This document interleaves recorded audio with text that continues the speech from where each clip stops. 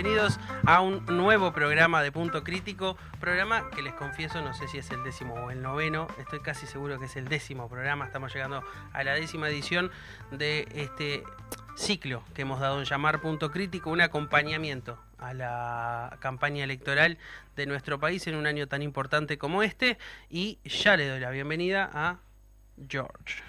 Buenas tardes para todos y todas. ¿Cómo estamos, Lucas? Bien, con mucha humedad, para que vean que esto no es grabado, no lo grabamos en enero, mucha humedad, insoportable, enojado por Game of Thrones. Estuvo lloviendo hasta hace muy poquito también. Sí, estoy enojado con House of the Dragon por lo que nos hicieron lo mismo que en Game of Thrones, pero bueno, no, el programa no es sobre series de televisión, es sobre la realidad, la actualidad y la política de nuestro país. Y bueno, estamos de cierta celebración porque 10 episodios no es poco, en el caso de que hayamos llegado, que no estoy seguro, pero está bueno tener este logro y está bueno la gente que nos acompaña. Tenemos varios temas para hoy, tenemos un montón de cosas para hablar y contanos un poco, George. Empezamos con el que en el día de hoy, en la tardecita de hoy, se dio en conferencia de prensa el retorno de Pedro Bordaberry al ring político y va a estar prácticamente ya cerrando en estos días unas alianzas dentro del propio Partido Colorado. Él va a relanzar su lista número 10, ¿tá? Es la lista icónica de Pedro Bordaberry. Va a estar encabezando al Senado estas listas. ¿Por qué digo estas listas? Además de la lista propiamente dicha, que es la lista 10, la de Pedro Bordaberry, se están gestionando alianzas tanto con Gurméndez como con Tabaré Viera. En estos casos, por ejemplo, se daría un ordenamiento en base a la cantidad de votos que junte cada uno de estos referentes políticos, que recordamos fueron ambos precandidatos a la presidencia por el Partido Colorado, que luego termina ganando Andrés Ojeda, pero que se encuentra en un Partido Colorado que prácticamente está reconfigurándose, tratando de salir un poco a flote. Recordar que en la última encuesta que nombramos nosotros el programa pasado, el Partido Colorado había pasado de unos 8 puntos a unos 13 puntos. Entonces, este nuevo ingreso de Pedro Bordaberry podría llegar también como una cuestión de tratar de apuntalar o de capitalizar un poco más ese voto que está al día de hoy nutriendo la bolsa de los indecisos o anulados, que es un 16% de todo el electorado. Entonces prácticamente todos los partidos empiezan a moverse y empiezan a tratar de pescar dentro de esa gran bolsa de indecisos. Recordemos que Bordaberry no estuvo del todo afuera de la política, ¿no, Jorge?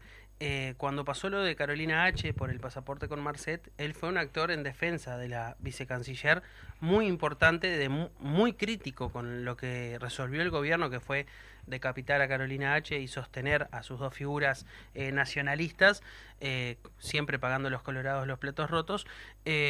Y bueno, finalmente se anuncia su regreso, como decís vos, con una gran, digamos, una gran alianza no ojedista, podríamos decirlo, con los precandidatos que perdieron y con la obvia Carolina H., su protegida o su delfín en este momento en el Partido Colorado, y dejó algunas cosas muy importantes en la conferencia de prensa. Primero, el anuncio de que va al Senado, y luego algunas críticas al gobierno. Trató de mostrarse... Creo que el Partido Colorado en este momento va a marcar dos perfiles muy distintos. Un Pedro Bordaberry crítico con lo que se hizo, marcando sus diferencias, y un Ojeda completamente plegado al gobierno. Exactamente, muy alineado. Es que el propio Ojeda dijo que su referente político es la calle Pou. Por ende, él está tratando de imitarlo lo más que pueda para poder captar no solamente votos dentro del Partido Colorado, sino tratar de robarle dentro de la coalición al Partido Nacional. Sin duda.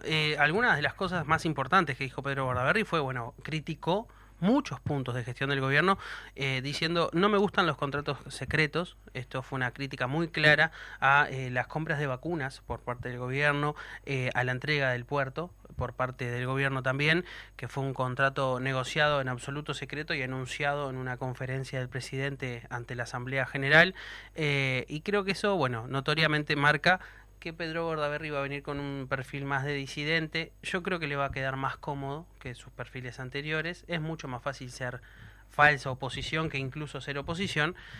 Así que veremos cómo se desarrolla y cómo se reacomodan las fichas del Partido Colorado, que tuvo un enorme elenco de precandidatos, pero no lo tuvo a él. Sí, a ver, para definir el qué significaría que entrara Bordaberry de vuelta al escenario político, nosotros más o menos armamos un punteo de, de qué llegaría a impactar en este retorno, ¿no? A ver, es sabido que Bordaberry tiene una larga trayectoria política, ¿tá? En nuestro país. Fue senador, fue ministro y fue candidato presidencial.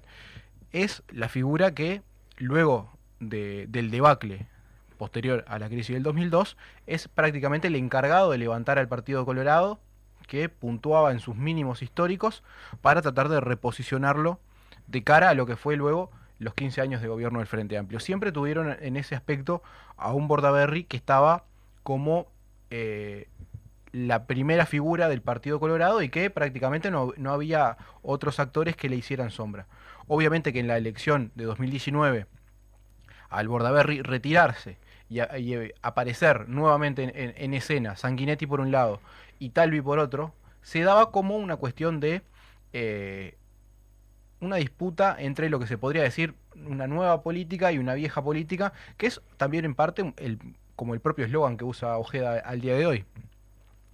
Eso también significa que, por ejemplo, ya de por sí el nombre de Pedro Bordaberry retornando a la política podría significar, como decíamos, un poder juntar dentro de ese electorado de coalición o dentro de aquellos votantes que estaban en duda si votar a Ojeda o votar al Partido Nacional, o directamente si tenían pensado antes de que ingresara Bordaberry a la escena de vuelta en votar al Partido Nacional, ¿por qué no retornar a filas del Partido Colorado, apoyando, por ejemplo, la lista 10, que no tiene ningún referente de los que compitió, por ejemplo, dentro de lo que fue las precandidaturas?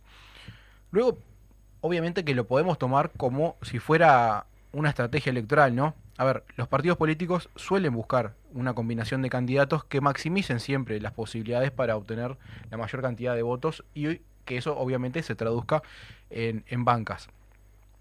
El tener a Bordaberry en una lista para el Senado puede ser una estrategia que perfectamente el Partido Colorado pueda utilizar para atraer, como decíamos, aquellos votantes que confían en una persona que tiene trayectoria, que tiene experiencia parlamentaria y que capaz ayuda a inclinar hacia un lado o hacia el otro la balanza, incluso dentro de lo que es la interna del Partido Colorado. Ya que estábamos hablando obviamente de la interna del Partido Colorado, acá es el cómo se posicione Bordaberry en cómo se va a dar esta reconfiguración. No nos olvidemos que, por ejemplo, Sanguinetti en esta elección interna no figuró en ninguna lista tampoco. Por ende, Sanguinetti no está logrando encauzar nuevamente al Partido Colorado, pero que es una de las cuestiones que hace que el propio Andrés Ojeda, como decías vos, Lucas, trate de inclinar un poco más el barco hacia su lado, antes de que la gente prefiera, por ejemplo, a Manini Ríos dentro de la coalición, o a Pablo Mieres, o al propio Álvaro Delgado. Esto va en base también a lo que vos decías, a ver qué tanto, por ejemplo, puede jugar Bordaberry, no tanto desde su rol de conciliador o de negociador, que era el rol que tenía antes del 2019, sino que en este rol, o este nuevo rol de poder hacer de picana política interna, capaz, ¿no? Es decir, trato de desmarcarme lo más que pueda. Ojo, es un rol que el propio Manini Ríos hizo durante toda estos últimos 5 años, y que perfectamente Bordaberry, de cara a lo que sería 2025, podría empezar como a perfilarse por ese lado. A ver, si nosotros encontramos también, por ejemplo, en ese electorado que nosotros decíamos moderado o capaz, moderado para lo que podría ser inclinándose hacia la derecha, ¿tá? Dentro de la propia coalición, no nos olvidemos que es el núcleo duro donde Manini Ríos logró cosechar mayor cantidad de votos, se podría decir. O sea, el votante de Manini Ríos se podría dividir en dos. El que es más de derecha, extrema derecha, y el que es de bajos recursos. Sabemos que el que es de bajos recursos perfectamente podría disputar con otros sectores, otros partidos políticos, como por ejemplo el MPP, que muchos de esos votantes que fueron hacia Cabildo Abierto retornaron actualmente o están retornando al propio MPP. Pero por el otro lado, al no haber una figura que encarnara a este posicionamiento dentro de la derecha, es que surge Manini Ríos. Es que acá hago la pregunta, ¿qué va a pasar con el retorno de Bordaberry con la figura de Manini Ríos. No nos olvidemos que viene puntuando 3, 4 puntos, 5 puntos capaz en las encuestas. Entonces, ¿esto cómo impacta, por ejemplo, en Cabildo Abierto? Sí, yo quiero parar un segundo para hacer un repaso. Primero anunciar que Punto Crítico tuiteó una encuesta y queremos que participen, que es: ¿qué te parece que Yamandu Orsi no acepte ser orador en una actividad donde hay más de un orador de la coalición de gobierno? Esta pregunta va porque vamos a hacer un pequeño repaso general. ¿Qué tenemos? Tenemos un partido independiente que hoy en día está por debajo de Identidad Soberana de Salle, es decir, un partido independiente con muy malas noticias en las internas.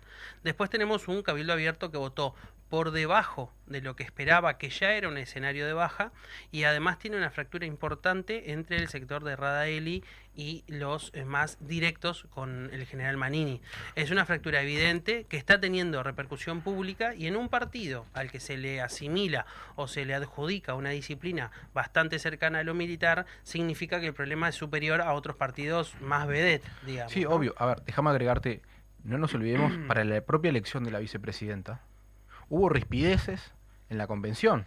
O sea, hay partes de los convencionales de Cabildo Abierto que estaban en desacuerdo con esta decisión que tomó Manini Ríos, de tratar de incluir a una mujer en la fórmula, por ejemplo, o de que directamente no sea una mujer que viene desde el aspecto de la facción un poco más dominante. Exacto, creo que los de Radaeli proponían otra compañera de Cabildo Abierto, pero no lo lograron. Eso es una fractura importante y es una fractura notoria que Cabildo Abierto tiene que surcir de cara a octubre, porque si no va a tener problemas. También tenemos en este momento el Partido Colorado con un ojedista totalmente coalicionista y un Pedro Bordaberry volviendo fuerte, con una postura un poco más crítica, y tenemos un partido nacional que no se recupera. Primero, el terremoto que le generó la elección de su fórmula, que va a ser una cadena de terremotos, tiene réplicas y ahora voy a explicar por qué. Segundo, del escándalo de Artigas, en el que hablábamos de 8 millones de dólares hace muy poquito y ahora sigue en aumento y las investigaciones siguen su curso. Y hoy, con una denuncia penal contra su candidata a vicepresidenta por hostigamiento, donde ya hay videos, ya es público, ya está circulando en los medios y va a tener repercusiones indudables en una compañera de fórmula, Valeria Ripoll, de Álvaro Delgado, que ya fue cuestionada desde el día de su elección. Así que la coalición en su conjunto está sufriendo muchos problemas. El Frente Amplio parece haber tomado una postura de callate y mirá, porque esta decisión de Yamandu Orsi de no ser orador donde haya más de un orador de la coalición de gobierno pareciera ser esta es una buena excusa para no levantar la perdiz y dejar que los escándalos del gobierno terminen afectando la elección del Partido Nacional. A mí no me parece acertada desde el punto de vista de que desde antes de las internas no se escucha una sola propuesta del Frente Amplio, y eso puede terminar afectando, porque darse por ganador y callarse la boca a ver cómo el otro le va mal también da la oportunidad de que el otro te haga goles. Así que, los invitamos a participar y votar para ver, bueno, qué piensa la audiencia sobre esta decisión del Frente Amplio. Sí, es que, a ver, esto que vos decís, esto último, ¿no?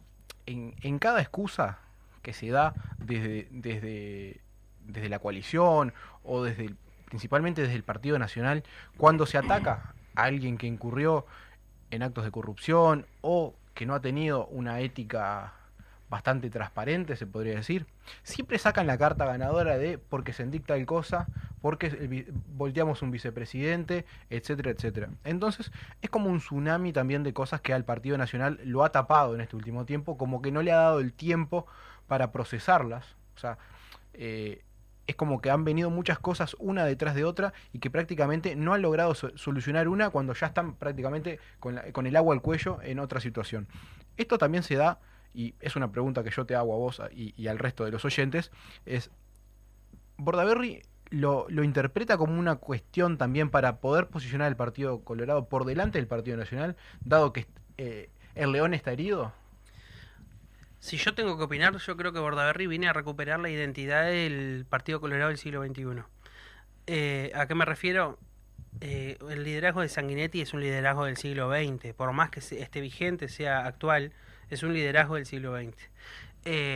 Ojeda está cometiendo el error que para mí es de falta de expertise política, que es parece un precandidato nacionalista, no parece un candidato colorado. Y el Partido Colorado, cuando un partido le está yendo mal durante varias elecciones, su electorado se reduce a gente muy leal. Y cuando digo leal, muchos años atrás del partido. Entonces, venir a romper con ciertas estructuras y empezar a negar ciertas cuestiones y legados que el Colorado lo hace en Colorado, porque si no ya sería blanco hace años. No hay motivo para ser Colorado Sí, hace y años. mucho más la gente que está en el medio, indecisa y que se inclina de elección a elección. Exacto. Puede cometer un error que es grave y creo que Pedro Bordaberry quiere explotar esa postura, quiere remarcar que esto es Partido Colorado, aunque después recordemos cuando fue en el balotaje con el actual presidente decir vengo a hacer mierda a Tabaré, porque también lo hizo, pero marcando una postura de que el Partido Colorado es Partido Colorado. Veremos cómo les reditúa, veremos si todos están jugando para lo mismo. La elección no está ganada para nadie, está el escenario electoral completamente abierto y hay estrategias, hay luchas territoriales que nosotros por ahora no hemos ahondado, pero iremos ahondando. Hay muchas piezas en este tablero. No estamos hablando de 10 piezas, estamos hablando de dirigentes locales, alcaldes, intendentes, estructuras paralelas a las intendencias, entes, empresas públicas, cuerpo diplomático. Hay muchísimos actores en juego en una campaña electoral que está picada y que cambia más rápido de lo que nos damos cuenta. Entonces, creo que ninguno de los dos actores está haciendo las cosas correctas como para sacar ventaja. Creo que el Frente Amplio está cometiendo errores muy fuertes, que son la inmovilización, la falta de propuestas que no está realizando en este momento, no está recurriendo a ningún acto de masas, no está haciendo giras en todo el país. Recordemos que Tabaré Vázquez, para ser presidente, hizo giras enormes, con centenares de pueblos de este país, a donde iban 20 personas y él estaba ahí con el ómnibus. Me parece que está jugándose de otra manera esta campaña electoral y perjudica a todos los partidos políticos por igual. Creo que el que menos se equivoque va a ser el nuevo gobierno, pero bueno, están haciendo carrera para equivocarse. Yo ya adelanté mi opinión, para mí que Yamandú no sea orador es un error, pero no es condicionante, puede salir 90% a favor de que está bien la decisión. He escuchado las posturas, he escuchado las explicaciones. El Pacha Sánchez decía hoy en radio, dice, si me invitan a un picadito y son 4 contra 1, no voy. No me parece acertado el argumento, me parece que todos los partidos de cara a octubre compiten con su propio perfil, más allá de que después vayan a coalicionar, compiten con su propio perfil.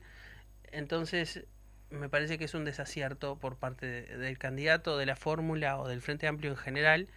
Pero bueno, veremos qué opina la audiencia. Capaz que me tapan la boca y opinan todos lo contrario de lo que opino yo. Sí, a ver, para retomar un poco esto último que vos decías.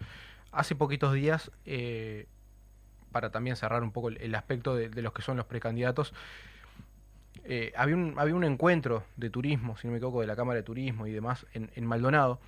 Turismo y crucero, sí. Exacto. Y a Yamandú Orsi se le dio la oportunidad de tener una hora de oratoria frente a los 20 minutos que iba a tener cada uno del resto de candidatos. Acá hay dos cuestiones. Una es esta que decías vos, de no querer exponerse, por un lado, y la otra es, si a mí me dan una hora de micrófono, tengo que tener propuestas para llenar todo ese tiempo, porque no voy a poder tratar de tirar chicanas, como pueden ser que tiran el resto, porque también tengo mucho tiempo que cubrir y realmente quien te va a escuchar una hora es porque quiere escuchar propuestas y quiere escuchar posibles lineamientos políticos para poder llevar adelante, por ejemplo, una política de turismo, sabiendo lo importante que es, por ejemplo, para el PBI del Uruguay, ¿no? Nosotros salimos todos los martes de 18:30 a 19:30. No salimos una vez al mes 4 horas.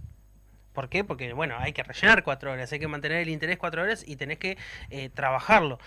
Un discurso político de una hora en un encuentro donde hay otros candidatos, todos responden 10 minutos, mantienen la atención mucho más que aquellos que se extienden demasiado, también era una soncería. Pero yo creo que ese ofrecimiento a Yamandú Orsi expuso lo patético de su argumento. Vos decís que tiene más tiempo la coalición, perfecto, te doy una hora. Y aún así no pasó. ¿Por qué? Porque la primera excusa y la solución son igual de ridículas. Esto es una opinión mía.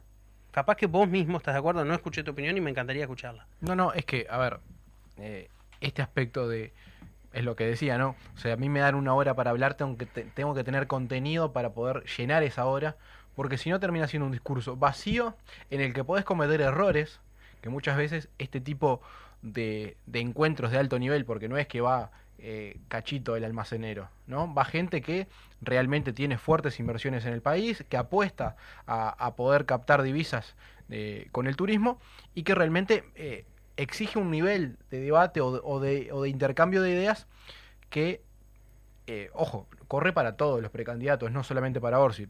En este caso lo digo para Orsi por la cantidad de tiempo que se le ofreció. A ver, el encuentro se dio, los precandidatos fueron, y ahí es que se empieza a dar también esto de cómo se va dando la campaña. Muchas veces, cuando la campaña no va como quiere Álvaro Delgado, siempre, como decíamos, por ejemplo, con lo de porque se dicta el cosa, obviamente que sale la carta ganadora de porque el Frente estuvo 15 años y no hizo tal cosa, ¿no? Entonces es todo como retraerse a terminar hablando del Frente Amplio. Entonces el Frente Amplio, hable o no hable, va a estar en boca de todo el núcleo político que hoy está tratando de captar minutos de radio, minutos de cámara y minutos de televisión. Entonces todo esto termina en que indirectamente el Frente Amplio puede capitalizarlo al callarse la boca, como decías vos, de una forma positiva, porque solamente hablan de ellos y que a su vez, sin tener que pronunciarse sobre ciertas cosas, puede marcar posturas prácticamente sin exponerse mucho. Sí, sin duda esta postura parece una resaca de las vacaciones post-interna y necesariamente va a haber un quiebre. Volvemos con más punto crítico. Veníamos hablando de lo que significa el retorno de Pedro Bordaberry a la política uruguaya, cómo impacta esto tanto en lo que es todo el sistema político, cómo impacta, por ejemplo, dentro de la coalición y cómo impacta dentro del propio Partido Colorado. Una de las cosas que en el discurso de hoy el propio Pedro Bordaberry decía es que él está para liderar la coalición republicana. Entonces, cuando él dice que quiere liderar la coalición republicana, hay que entenderlo como, por ejemplo, esto lo toma Ojeda, más allá de que, obviamente, que todos los votos que Bordaberry logre captar y llevar el Partido Colorado, los va a capitalizar Ojeda al día de hoy. Pero una de las cuestiones que también nos da para preguntar es que también, obviamente, que una de las propuestas que hace unos días se conoce de Bordaberry es que va a lanzar una lista de sub 35. Entonces, esto trata de captar todo ese voto joven que está o desorientado y no sabe a dónde votar, o que directamente está enojado con ciertas posturas que se han tomado dentro del sistema político, o directamente está discrepando, por ejemplo, con ideas, puede ser del propio Ojeda, como decías vos, por ejemplo, que está perdiendo la esencia del ser colorado, o que directamente iba a apoyar al Partido Nacional y hoy está desconforme y no quiere a Valeria Ripoll dentro de la fórmula, o que iba a votar a Cabildo Abierto y está disconforme en cómo se manejó la elección de la fórmula presidencial. Esto podría significar también de que el propio Pedro Bordaberry indirectamente le esté poniendo el dedo arriba o le esté marcando un techo de crecimiento al propio Andrés Ojeda. No sé vos qué pensás, Lucas, con respecto a esto. Creo que el anuncio de la lista sub 35 sí es un anuncio, es un ataque directo y personal a Andrés Ojeda porque es lo que él defiende como su mayor capital político. Dice, yo soy joven, mi ídolo es la calle, yo soy joven, vengo con lo nuevo y quiero romper por acá. Y Bordaberry viene y dice, no, yo no soy de lo nuevo, pero tengo peso. Y si quieren votar gurises, yo le armo una lista de gurises y se terminó. A ver, si nos ponemos a pensar entre un Ojeda y un Sanguinetti, el que calza en el medio por edad es Bordaberry. Entonces hay el rol de negociador para el adentro de la propia coalición. Por ejemplo, en caso de que Sanguinetti se retire oficialmente de la política, ¿no? Lo podría retomar el propio Bordaberry y podría ser él el que directamente negocie capaz un poco mejor o de forma menos invasiva para el Partido Colorado. Para mí sin duda, sin duda. Uno puede tener la opinión que quiera de Pedro Bordaberry, no puede negar que lideró al Partido Colorado en el inicio de este siglo, que se comió de las peores elecciones de la historia del Partido Colorado, pero no eran su culpa, no eran su culpa. Y que su retorno es un golpe muy fuerte para Andrés Ojeda. Que si es cierto que Andrés Ojeda se proyectaba como una figura de liderazgo en el Partido Colorado, que yo creo que hoy no se proyecta, eh, esto es un revés importantísimo para la carrera política de Andrés, porque, bueno, él va a ser senador, va a ser el segundo candidato de la coalición, como mucho, y su absoluto, no quiero decir una palabra descalificante porque no es descalificante, es su seguidismo, ahí va. No está mal ser seguidista del Partido Nacional, de hecho hay un montón de gente que lo es, pero él es representante del Partido Colorado. Creo que le está errando un poco ahí al símbolo, creo que Pedro Bordaberry lee este error y viene muy fuerte y muy rápido a tratar de cubrir ese espacio, porque espacio libre, espacio que se llena, es así en la vida y en la política, y cuando Pedro vio su verdadera ventana de oportunidad, creo que entró. Para mí es un gran acierto no desgastarse en una campaña interna, porque perder contra Andrés Ojeda ya haría que no entre en la postura en la que entró hoy, porque hoy entró y vos no sé si alguien me puede decir, no, pero Pedro Bordaberry habría perdido con Ojeda o le habría ganado. Nadie lo puede decir. Eliminó esa incógnita y entra con su viejo capital político en una postura de fuerza. Viene en una postura de fuerza, viene ganador, viene con peso, y creo que la interna del Partido Colorado está sufriendo un terremoto que puede hasta ser positivo para el Partido Colorado, pero no deja de ser intenso. Tenemos un par de comentarios que nos llegan vía WhatsApp. Por ejemplo, Julio de San Ramón dice lo siguiente: el retorno de Bordaberry podría hacer que los votantes indecisos reconsideren las opciones dentro de la coalición, inclinándose favoritariamente por el Partido Colorado. A su vez, nos dice Sonia de la Guada: ¿cómo puede ser que Bordaberry vuelva a la política sabiendo lo que pesa su apellido? Y tenemos una tercera, porque tenemos varias más, pero vamos a leer la de Carlos, que capaz nos sirve como para dar pie a otro tipo de preguntas. Carlos dice lo siguiente: estaría bueno que se dé el retorno oficial de Bordaberry a la política para elevar el nivel de la discusión parlamentaria. Sí, yo ¿Qué creo opinás de que esta última pregunta? Me parece que es muy acertada, sobre todo por cómo se da la conformación del Parlamento actual, ¿no? yo antes quiero responderle el del apellido. A mí me parece que forma parte de una familia oligárquica de este país, pero que ya está. O sea, no podemos criticar a uno y a otro no. O sea, tenemos un presidente que pertenece a la vieja aristocracia. ¿Por qué Pedro Bordaberry no puede volver también perteneciendo a esa vieja aristocracia? Me parece que ya está. El tema de los apellidos, me parece que los hijos son los hijos. Y me parece que está, si vamos a criticar a uno, critiquemos a todos. Sabemos muy bien que algún hijo de la calle Pou va a ser candidato a presidente, ya lo sabemos. Porque está, porque Uruguay se maneja así. Hay que aceptarlo y hay que ver qué le pueden aportar desde lo personal o no a la política de nuestro país.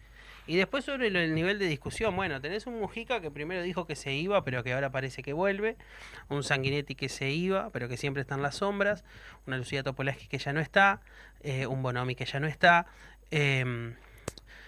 Tenés muchos cuadros. Bueno, Daniel Olesker, que es el que teníamos en el capítulo anterior, ya no es senador y no es candidato para volver a hacerlo, así que podemos eliminarlo del panorama para la Cámara de Senadores, quien para mí fue de los mejores senadores opositores de este periodo, de esta legislatura. Tenemos un montón de nombres de pesos que se van del Senado, pero también tenemos algunos nombres de peso que van a volver. Si este gobierno no fuese el mismo, muchas de las figuras que forman parte de la primera línea de este gobierno van a ser senadores en la próxima. Incluso el mismo Lacalle Pou podría volver al Senado. Esto mismo lo decíamos hace un par de programas atrás, de que hicimos el estudio de por qué Lacalle Pou podría o no podría reingresar al Parlamento aún siendo presidente en funciones. Exacto, si tienen alguna duda, vayan al séptimo, creo que es el sexto o el séptimo programa de Punto Crítico, confirmado que estamos en el 10º hoy, así que estamos de aniversario. Creo que el retorno de Lacalle Pou, el retorno de primeras líneas del Partido Nacional, si el Partido Nacional no volviese a conquistar el gobierno, eleva un poco el nivel, saca a mucha resaca que en este momento hay en el Senado, que es bastante desagradable y que ha vuelto las transmisiones del Senado imposibles de ver. Y el retorno de Pedro Bordaberry es un elemento trascendente para una Cámara como esta, que ha sufrido muchos golpes y que va a tener, si el Frente Amplio ganase, una segunda o tercera línea de dirigentes, porque los de primera línea harían lo que se pasó en este gobierno con el gobierno actual. Irían a ocupar cargos ejecutivos o tomarían otra relevancia desde otros lugares. También es cierto que estamos ante una posible Valeria Ripoll, presidenta del Senado, o Carolina Cose, presidenta del Senado. Son dos figuras que con sus distintos perfiles también van a marcar cierta presencia. Entonces, un Lacalle Pou, un Bordaberry, un, ¿por qué no Carolina Cose o Valeria Ripoll? No nos olvidemos que si este impulso lo capitalizan bien los colorados, pueden pasar a la delantera. Es algo bastante difícil, pero podría haber un Robert Silva también manejando Bueno, un posible parlamento. yo no lo manejo como una posibilidad real, pero podemos manejarlo como una posibilidad real, un Robert Silva. Un Mujica volviendo, en el caso de que sea una oposición, no me parece, no me parece descabellado. Deja un Senado, yo creo que a priori más interesante que ver que el actual. A ver, ya que estábamos hablando del Senado, se conoció hace unos días, si no me equivoco, antes de ayer, de que fue hackeado, se podría decir, el teléfono de una, ya que estábamos hablando de senadores, de la senadora Bianchi, y ahí mismo te das cuenta de, por ejemplo, cómo es que se está manejando el nivel parlamentario con ciertas cosas. Viste que supuestamente se le pidió de parte del ministro Martinelli que borrara todo del teléfono. Esto va atado también a las propias declaraciones que en su momento hizo Graciela Bianchi, por ejemplo, con lo que respecta a qué pasaba si Fiscalía le pedía su teléfono. Y ella misma dijo que se encargaba de romperlo antes de darlo, para que no pudieran acceder a esta información. Entonces, acá es que vos ves, también haciendo un paralelismo, ¿no? A ver, el nivel parlamentario hoy por hoy es bajísimo. Tenés personajes como Bianchi, tenés personajes como Da Silva, ¿ah? Tenés personajes... A los dos me gustaría tenerlos acá, ¿eh? Sí, obviamente, pero yo lo que digo es, hay un nivel parlamentario, ¿tá? Que no están logrando dar con la talla de lo que significa ser o diputado o senador, por ejemplo. Hay cuestiones que tienen a cómo vos te manejás en los lenguajes que usás, las formas en las que comunicás las cosas.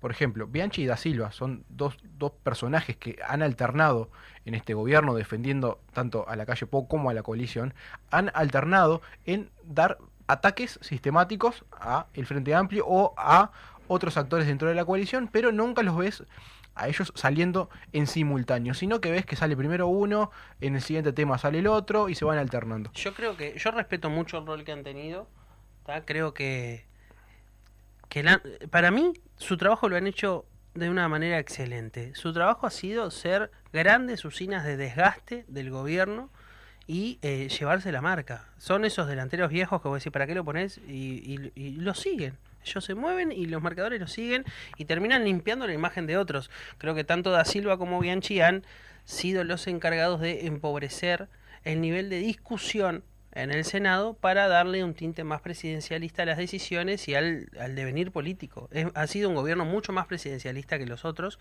y creo que esta defensa, este blindaje de la capacidad productiva políticamente y legal del Senado ha sido en gran parte por actores como Sebastián Da Silva y Graciela Bianchi, que para mí han sido dos jugadores de élite de este gobierno. Se han encargado muy claramente de que el único lugar de producción fuerte y un frente muy claro de ataque de la oposición, que era el Senado, lo perdiera.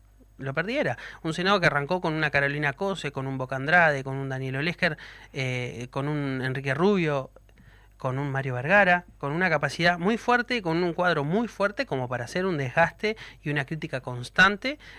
Rápidamente fue obnubilado por la chabacanería, las discusiones bajas, los ataques personales, y creo que esa tarea política siempre es necesaria y la hicieron con maestría.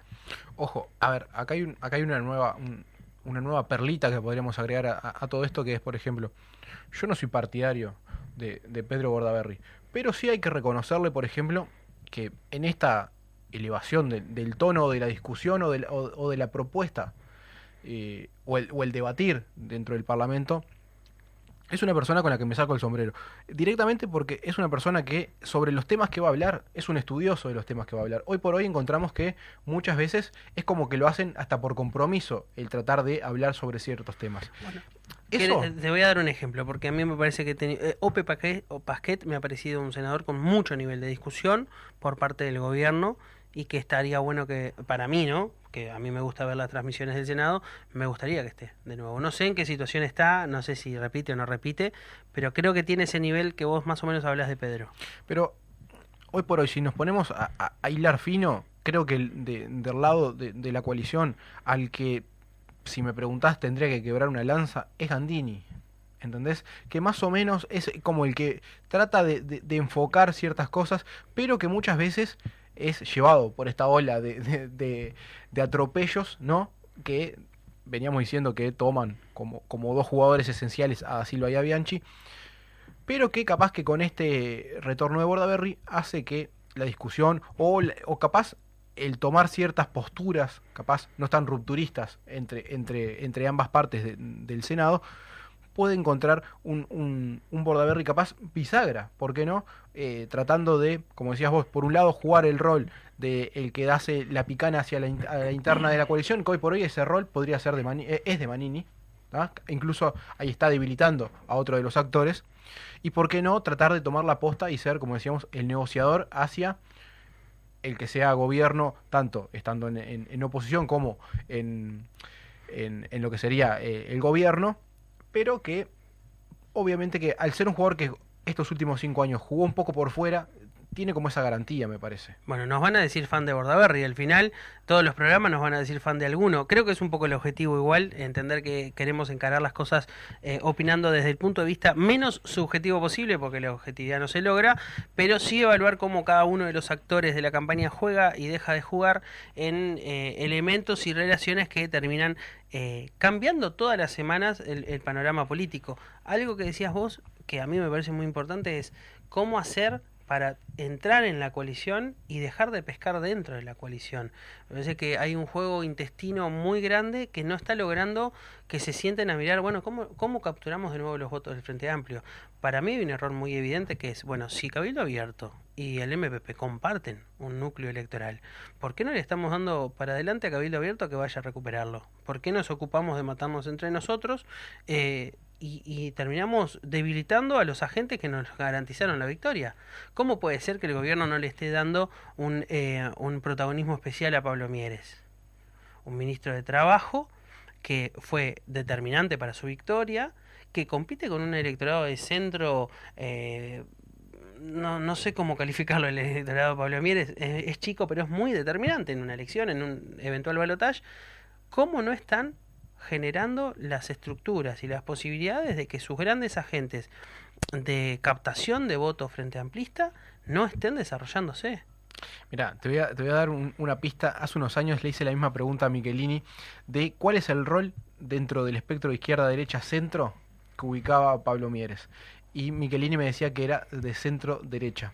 Porque no nos olvidemos que Michelini y Pablo Mieres fueron fórmula política antes de la ruptura, creación del Partido Independiente por un lado, y del reingreso de Michelini al Frente Amplio. Sin duda, yo creo que centro derecha es mejor que derecha en términos de posibilidades de captación de votos del Frente Amplio. La coalición necesita un cónclave inmediato y tomar decisiones fuertes y duras, que son, mantenemos esta fórmula, es la primera, porque hoy estamos hablando de una vicepresidenta denunciada y con pruebas, porque, a ver, nosotros lo vimos, probablemente lo compartamos desde las redes de Punto Crítico, con pruebas de hostigamiento, de corte de agua, de corte de luz, de utilización ilegal de las fuerzas del orden, y es como muy complicado mantenerla a una persona que ya estaba cuestionada en su capacidad para formar parte de la fórmula. También es cierto que Pedro Bordaberry puso a Hugo de León de fórmula, o sea, tampoco es que se necesita un máster en Harvard o en Cambridge para formar parte de una fórmula presidencial. Sí, no solamente eso. A ver, no nos olvidemos que el propio Delgado justificó el ingreso de Valeria Ripoll por delante de Laura Raffo, que sí compitió contra él dentro de la fórmula del Partido Nacional, como la carta que iba a traer en parte los votos descontentos con el Frente Amplio. Mucha gente, yo la he escuchado decir, que no necesariamente son del Partido Nacional, dicen que una línea dentro del PIT-CNT o dentro del sindicalismo está para apoyar internamente a Ripoll y darle el apoyo indirectamente al Partido Nacional para indirectamente también debilitar al Frente Amplio y por ende debilitar al PIT-CNT, ¿tá? Con la excusa de está comandado por comunistas y son lo mismo, ¿tá? Este discurso también es parecido, retomando lo que decíamos de Bianchi, es el mismo discurso que usan tanto Bianchi como Da Silva, por ejemplo, ¿no? El famoso FAPIT, como dicen ellos.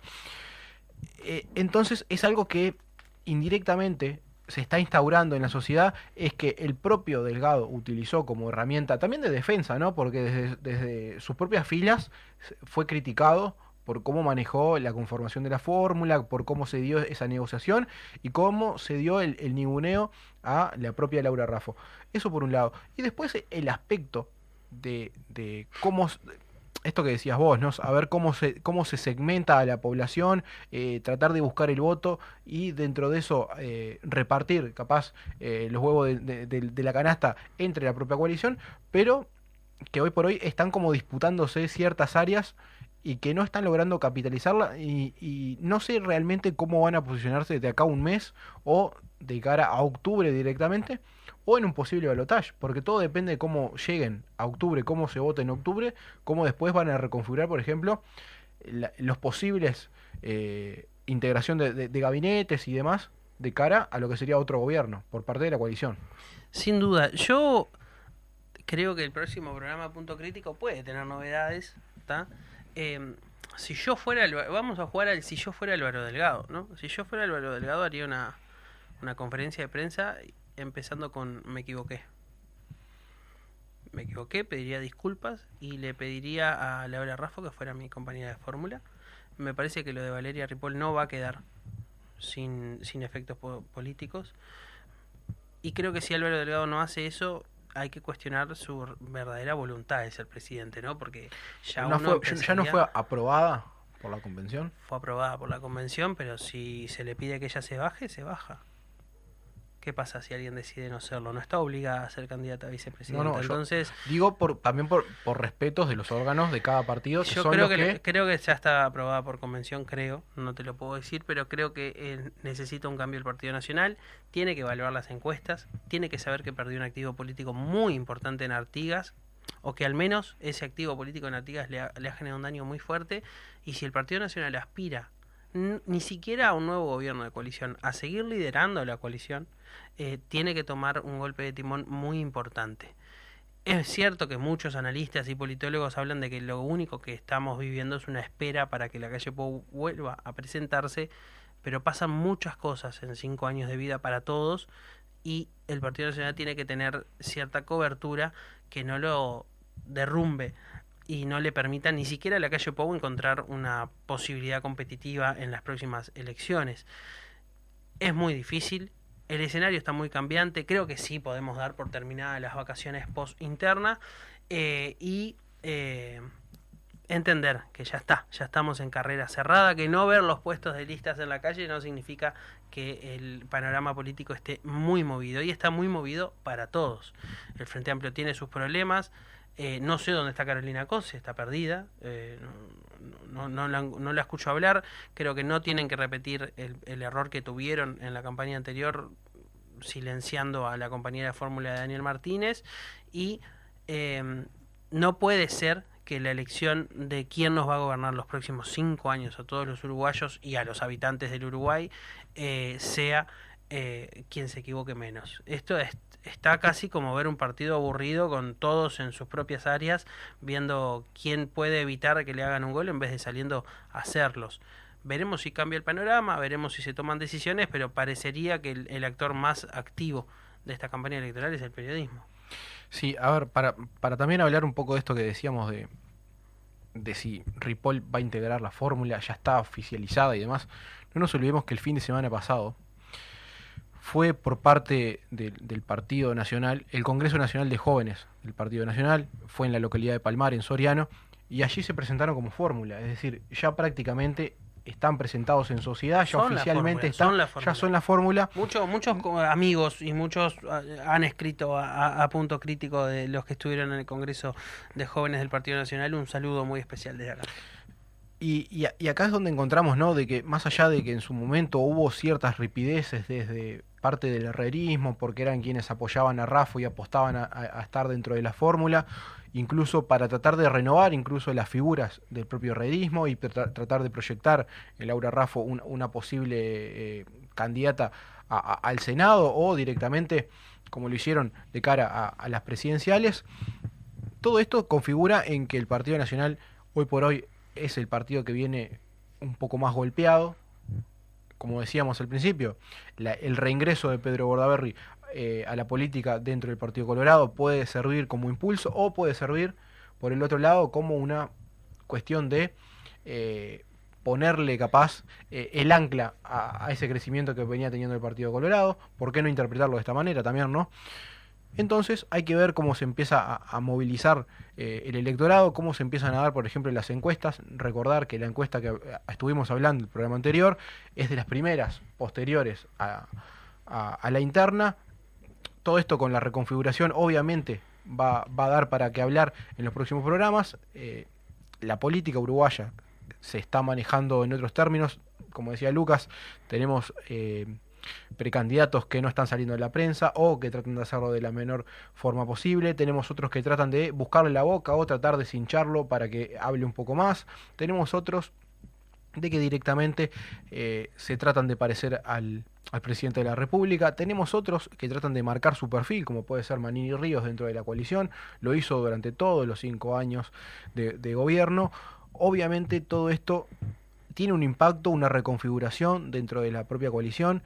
No nos olvidemos que de cara a octubre todos tienen que salir a votar nuevamente y tienen que tratar de marcar ciertas diferencias entre ellos para poder seducir a ciertos electorados que los termina apoyando, porque si no, obviamente, si todos bajan en su caudal electoral, no solamente el beneficiado sería el Frente Amplio, sino que perderían sus lugares de representación, tanto en diputados como en senadores. Por este lado hay que ver cómo se maneja el tema, por ejemplo, de las fórmulas presidenciales, esto que decía Lucas, de cómo hay ciertas ripideces todavía en lo que respecta a Valeria Ripoll integrando la fórmula con Delgado, el cómo, por ejemplo, lo nombrábamos anteriormente, cómo se manejó la elección de la fórmula para Cabildo Abierto, etcétera, etcétera. Sin duda, hay mucha reformulación, hay muchos cambios, esto va a ser muy nuevo. Lo que sí a mí no me termina de cerrar es cómo todo el periodo, todo este quinquenio, las encuestas dieron muy bien para el gobierno en cuanto a aceptación y de golpe hay un derrumbe. No coinciden las opciones de voto con lo que estaba sintiendo la población. Uno puede entender que una población que aprueba mayoritariamente el gobierno termina eligiendo nuevamente a ese gobierno y hoy en día todos los partidos de la coalición política tienen una caída muy importante. Muy importante. Yo sostengo que las encuestas que se dieron durante estos años estaban tocadas, estaban absolutamente tocadas, la credibilidad de las consultoras está muy desgastada porque se desgasta el sistema político y se desgasta sus satélites. Y las consultoras que durante todos estos años estuvieron dando una aprobación del 60%, récord histórica, hoy tienen que decir que de golpe se desplomó la credibilidad, sin pasar absolutamente nada, porque los escándalos más grandes pasaron hace 2 años, un año y medio, y ahora sin grandes volantazos, de golpe la percepción, las perspectivas y las intenciones de voto de todo el país cambiaron muy fuerte. Hoy se muestra un Frente Amplio que está saboreando de lejos una posible victoria, que para mí se equivoca en hacerlo, pero una coalición muy golpeada. Ojo, esto que decís vos, ¿no? El darse por ganador desde ya al Frente Amplio le puede jugar muy mal, muy en contra, ¿tá? ¿Por qué? Porque el que se confía pierde, ¿tá? Exacto. Por el otro lado, vos lo nombrabas al pasar, muchas veces las encuestas dan una aprobación muy alta, por ejemplo, al presidente, pero eso directamente no se traslada a lo que sería la persona a sucederlo, y la idea es empezar como a capitalizarlo por parte de Delgado. El tema es que no están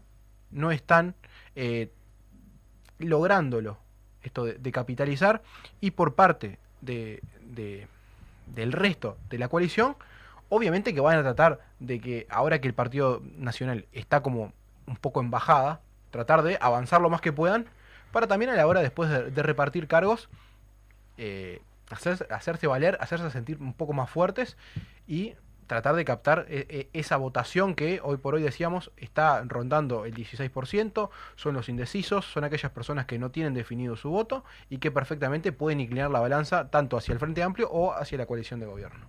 Al final uno puede decir que todos esos escándalos o ciertos hechos políticos que sucedieron y que algunos afirmaban que tenían efecto pero que otros decían que no, terminaron teniendo efecto. Seguís teniendo un Partido Colorado huérfano de Talvi, seguís teniendo un Cabildo Abierto muy quebrado por lo sucedido con Irene Moreira, seguís teniendo un Partido Nacional sufrido porque no generó recambio de liderazgos y que solamente va a un delfín, y por el desconocimiento a Laura Raffo tenés un partido independiente muy desgastado, que la verdad no se parecía posible que se desgastara un partido tan pequeño y demuestra mucho desgaste. Tenés el crecimiento de muchos micropartidos que empiezan a captar esta teoría del derrame electoral, que hace que estos partidos que se sostienen o que tienen cierta coherencia porque nunca ejercitaron el gobierno y no sufrieron desgaste, empiezan a retomar caudal electoral, y tenías una oposición que en este momento decía no, estos escándalos tienen efecto, y un gobierno que decía que no, que de golpe tiene una intención de voto muy interesante y que está cometiendo el error garrafal, enorme y muy fuerte de decir: nosotros ya ganamos, que yo creo que hoy en día es lo único que le puede, lo único que le puede sacar el gobierno al Frente Amplio es el propio Frente Amplio, con sus malas decisiones. Pero bueno, veremos. Contarles que en la encuesta me tapó la boca. Todo el mundo le parece un acierto la decisión de Yamandú. Soy el único banana al que le parece por lo menos un error. Me parece que no es sostenible, me parece que hay que reformularlo, pero bueno, allá ellos. Yo no soy el jefe de prensa de Yamandú Orsi, estoy disponible, así como para Álvaro Delgado, cualquiera de los dos que me quiera ir, ahí estaré, porque se paga bien, me dicen. Así que por el momento me tengo que ocupar de lo que es este emprendimiento, así que vamos, George.